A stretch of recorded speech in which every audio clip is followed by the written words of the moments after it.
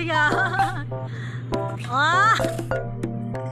So, ayan, nag-decide kami na ako ang nag-decide na pumunta sa Yellow Triangle at doon gawin yung pre-celebration birthday of my lola.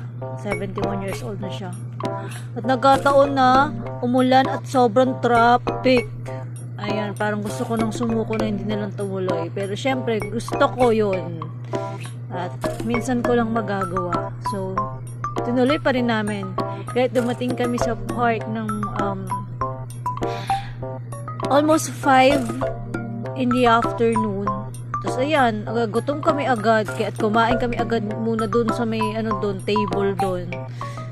Yan. Ang dala lang namin is cake, tapos yung tasty, yung machichirya, yung parang merong pumili ako ng pansit tsaka yung palabok.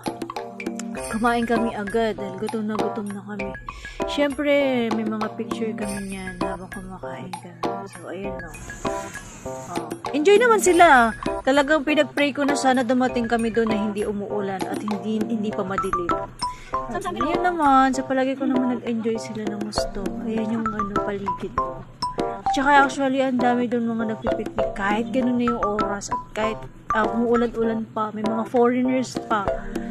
Ayan o, saya-saya lang nila. Ang ganda ng lugar tsaka malinis. Tapos nung magagabi na, maambo na naman, agad na lang kami umuwi.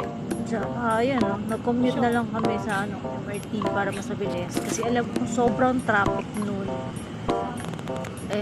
Yung cake nga, sira-sira na Ayan. Ayan ang mga pictures namin. So, happy birthday sa lola ko. Pero, eksaktong birthday niya bukas, magbibideo ko pa yan.